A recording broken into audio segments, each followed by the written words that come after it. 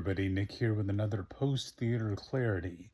And this week, we're talking about The End of Oak Street, latest movie from David Parker Mitchell, who you may know from the movie It Follows, which is a movie I'm a pretty big fan of myself.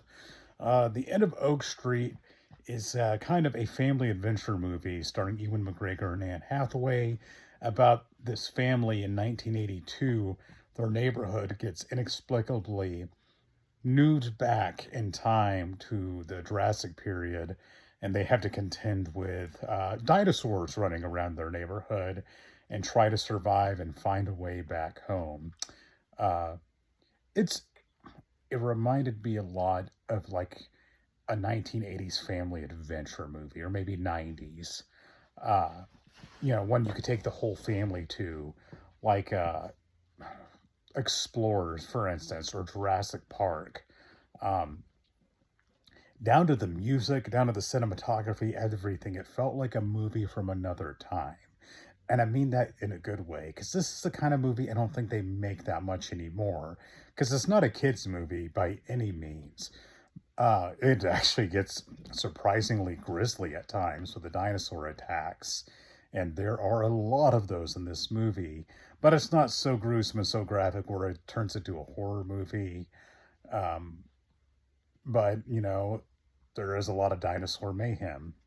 I really liked it.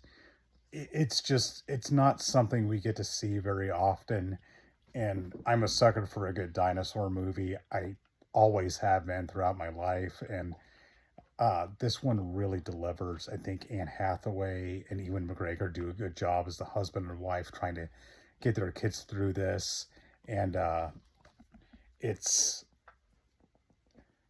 it's not a movie that's super big, super heavy on plot. Just this family trying to survive this situation, kind of like Land of the Lost, I guess would be a good comparison too.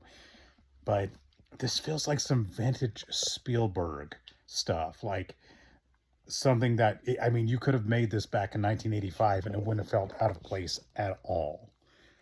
Uh, it runs about an hour and a half. I don't think it overstays its welcome. I think it does a good job setting up, and I really like the musical score in it. Uh, it's an old-fashioned musical score that really complements the movie well. And there's some parts that will make you say "ooh," because the dinosaur attacks get pretty wild. Um, it does say that the dinosaurs sneak up on people a lot in this movie. I think they're a lot more stealthy than a multi-ton dinosaur would actually be. We all get to see the terrifying Titanoboa, the largest snake ever found, and there's a scene of it sneaking into a house that's pretty great. Um, Overall, I would recommend The End of Oak Street. It's not got a lot of push, but it's a pretty solid movie to see in the theater.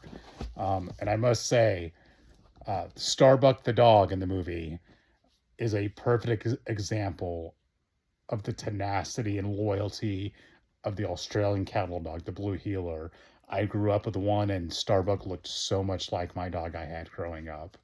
Uh, and the dog straight up fights a dinosaur to protect its people. And if there's ever, I don't think anything in any movie has ever summed up the bravery and fearlessness of the healer as much as The End of Oak Street does. So I love dogs in movies. I love it, especially badass dogs in movies. So well done, Starbuck. And I'll say this, the dog lives. It's touch and go, but the dog lives. So if that's your hesitation, don't worry. So The End of Oak Street. I'm really glad I went to see it in the theater. I think it's a great big screen movie. But if you don't make it to the theater, give this one a watch. Uh, doesn't reinvent the wheel, but it doesn't need to. It's a fun, old-fashioned family adventure movie. And man, there's a lot of cool dinosaur action and a large variety of dinosaurs. Well, that's it for this week. So I'll see you guys next time. Later.